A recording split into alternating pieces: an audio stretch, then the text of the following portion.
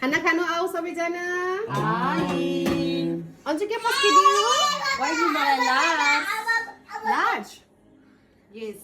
अनि लिसु Malay small, please. Okay अनि अमु साग बनेको रहेछ त साग फ्राई साग झोल हो क्या हो यो अनि आलुदम भन्थे म त यसलाई होइन सानोमा अब आलुदमै भनेर हामीले घरमा होइन जेठी दिदीले चाहिँ एकदम सबभन्दा मिठो आलुदम बनाउँछ होला वर्ल्डको होइन हाम्रो जेठी दिदीले अनि आलुदम भनेर दिन्थ्यो नि म त आलुदम भनेको त अस्ति नै त सबैजनाले के अरे आलुको दाल पो अरे अब अब यो आलुको दाल हो कि आलुदम हो मलाई त छुट्टो नै गाह्रो भयो आलुको झोल आलुको दाल जे भन्दा पनि भयो तर अब टेस्ट चाहिँ त्यही हो सही हो। आलुदम चाहिँ भुटेको हुँदो रहेछ जस्तो लाग्यो मलाई आलुदम त उयो हो नि हल्का त्यो ग्रेभी वाला हुन्छ नि भुटेको तर मलाई चाहिँ यो हुन्छ नि आलु यो आलुदमै भन्थे होइन मलाई एकदम मनपर्छ कि सही हो सही हो मलाई एक्स्ट्रा लार्ज प्लिज घरिघरि प्रोटिन बिना पनि मिठै हुन्छ खाना होइन त हो नि प्रोटिन त अघि पुगिसकेछ टेबल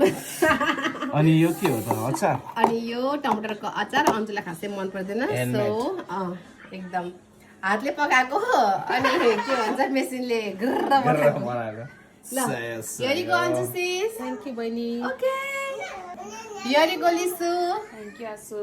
ओके यरी गो Amu Thank you, darling. Okay